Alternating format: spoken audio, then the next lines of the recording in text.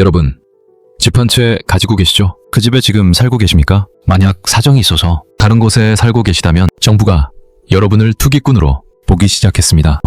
사실 이게요, 단순한 뉴스가 아닙니다. 이재명 대통령이 최근 다주택자 규제를 넘어서 비거주 1주택자까지 규제 대상으로 삼겠다고 공개적으로 선언했거든요. 집을 여러 채 가진 사람도 아니고 딱 한 채 가진 사람한테 왜 이러는 걸까요? 자, 먼저 비거주 1주택자가 뭔지부터 알아볼게요. 쉽게 말하면요, 서울에 집이 한 채 있는데 본인은 거기 안 살고 다른 곳에 사는 사람입니다.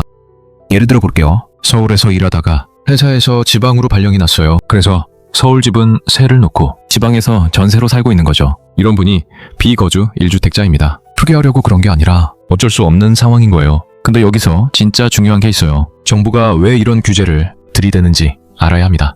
이재명 대통령은 지난 1월에 자기가 살지도 않으면서 투기용으로 오랫동안 가지고 있다고 왜 세금을 깎아줍니까? 이렇게 직접 말했거든요. 그러니까 정부 입장에서는 좋은 위치에 비싼 집을 사놓고 본인은 싼 전세로 살면서 시세 차익만 노리는 행위를 투기로 보겠다는 겁니다. 근데 이게 끝이 아닙니다. 여기서부터 진짜 핵심이에요. 올해 5월 9일에 다주택자 양도세 중과 유예가 완전히 끝납니다. 이게 무슨 뜻이냐면요, 지금까지는 집 여러 채 가진 분들이 집을 팔 때 기본 세율만 냈거든요. 근데 5월 10일부터는 2주택자는 기본 세율에 20%포인트가 추가되고 3주택 이상은 30%포인트가 추가됩니다. 지방소득세까지 합치면 최고 세율이 82.5%예요. 82.5%가 얼마나 무서운지 숫자로 한번 보여드릴게요. 쉽게 말하면요, 집을 팔아서 1억 벌었다면 8천만 원 넘게 세금으로 내야 합니다. 집을 팔아도 남는 게 거의 없는 거예요. 그래서 지금 어떤 일이 벌어지고 있냐면요, 서울 강남 3구를 중심으로 급매물이 쏟아지고 있습니다. 성파구 매물이 한 달 만에 24.5%나 늘었고 서초구 16%, 강남구 15% 순으로 매물이 급증하고 있어요.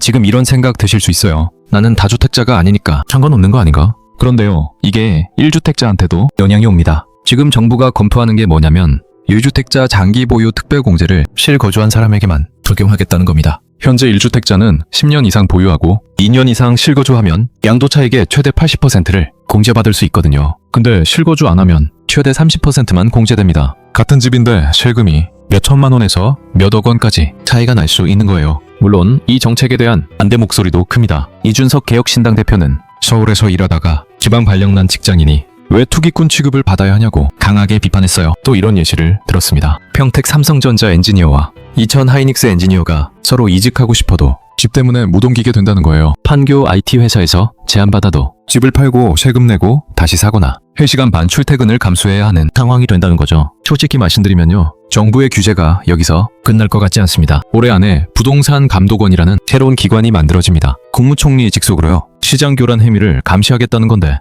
부동산 시장을 더 강하게 통제하겠다는 신호입니다. 거기다가 6월 3일 지방선거도 다가오고 있어서 정부가 부동산 규제를 더 세게 밀어붙일 가능성이 높습니다. 그래서 우리는 어떻게 해야 되는 걸까요? 첫째, 당장 내 집의 실거주 상태를 확인하세요. 주민등록상 주소지와 실제 거주지가 일치하는지 반드시 점검하셔야 합니다. 둘째, 양도세 시뮬레이션을 미리 해보셔야 합니다. 국세청 홈팩스에서 양도세 계산기를 돌려보시면 실거주 여부에 따라 세금이 얼마나 차이 나는지 확인하실 수 있습니다. 셋째, 전문가 상담을 꼭 한번 받아보세요. 세무사 상담 한 번이 수천만 원을 아낄 수 있습니다. 좀 놀라실 수도 있는데요, 이번 규제의 핵심은요, 집을 가지고 있느냐가 아니라 그 집에 살고 있느냐를 따지겠다는 겁니다. 과거에는 1주택자면 안전했어요. 근데 이제는 그 한 채마저도 실거주냐 투자냐를 구분하겠다는 게 정부의 방향입니다. 찬성이든 반대든 이 흐름은 알고 계셔야 합니다. 정리하자면요, 2026년 부동산 규제는 다주택자를 넘어서 1주택자까지 영향을 미칩니다. 5월 9일 양도세 중과 유예 종료, 비거주 1주택 규제 강화,